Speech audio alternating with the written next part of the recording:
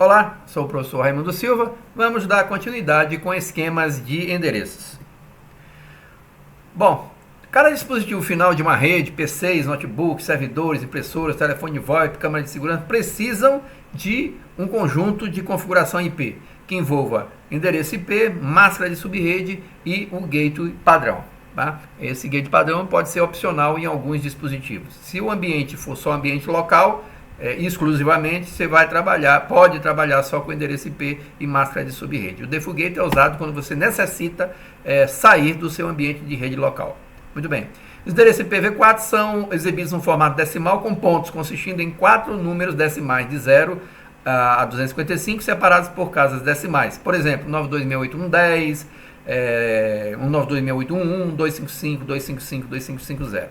Então aqui nós temos uma tela bem tradicional do sistema operacional Windows, aonde você pode, clicando aqui, né, você vai digitar estaticamente, manualmente, seu endereço IP, a máscara de subrede e default gateway padrão, ok?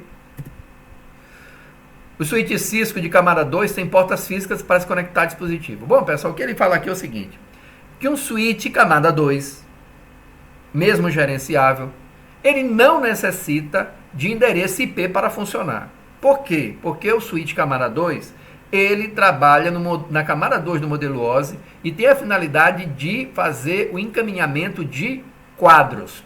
Quadros são dispositivos que trabalham, né, trabalham na camada 2 do modelo OSI, ou seja, não necessita de endereçamento IP. Então o switch tirou da caixa, botou no rack, conectou e ligou os cabos, ele vai fazer o papel básico dele, que é a comutação de quadros. Mas imagina que esse switch, ele está por exemplo, numa cidade do interior, longe de você. Ora, estando numa cidade longe, e você precisa fazer um acesso remoto para fazer alguma configuração, mudar o nome, ou entrar numa interface, alguns comandos daqueles que a gente viu anteriormente, você só pode conseguir fazer isso se ele tiver um endereço IP, porque para acessar um dispositivo pela rede, tem que ter obrigatoriamente endereçamento IP.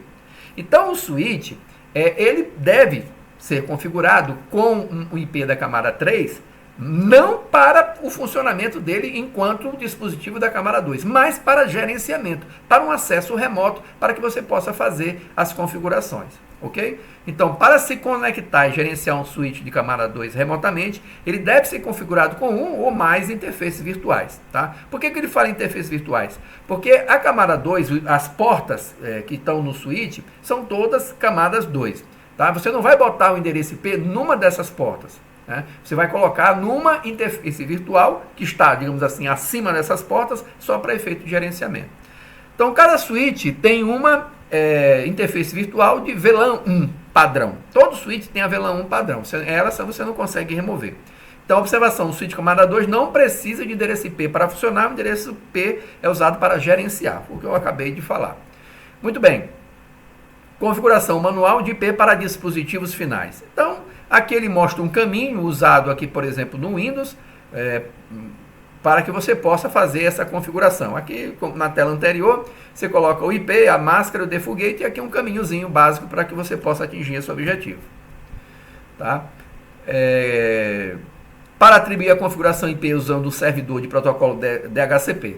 Então, se você está numa rede que já previamente tem um servidor DHCP instalado, o que é um servidor DHCP? É uma máquina que pode ser um switch, pode ser um roteador, pode ser uma máquina dedicada a fazer o quê? A entrega de endereços IP, default gateway, DNS e etc. Outras informações que forem pertinentes. Então, se esse servidor estiver ativo, você talvez não tenha necessidade de colocar um endereço IP estático naquela máquina. Então, você vem aqui nas mesmas propriedades, e em vez de colocar um endereço IP estático, você vem, obter IP address automaticamente. E a mesma coisa, obter o DNS, endereço DNS automaticamente. Se tiver um servidor DHCP na tua rede, ele vai e pode te fornecer essas informações. E a partir daí, ser automático o acesso à rede. Interface virtual do switch. Para gerenciar remotamente o switch, ele também deve ser definido como uma configuração de IP. Isso você vai colocar na interface virtual que eu já comentei. O padrão é na VLAN 1.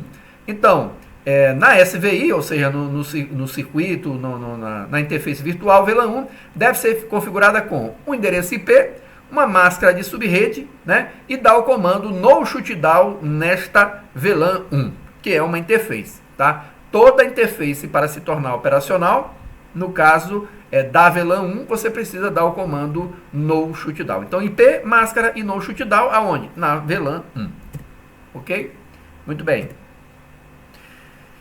Verificação do endereço da interface, você pode usar o comando no Windows ipconfig, para ele te mostrar o endereçamento IP. Nos roteadores e switches, você pode colocar o Show IP Interface Brief no modo privilegiado, vai te mostrar as configurações de IP. Teste de conectividade, o comando ping pode ser usado para fazer teste de conectividade de uma rede, de um site na internet. Aqui temos um laboratório. E ficamos por aqui, até o nosso próximo encontro.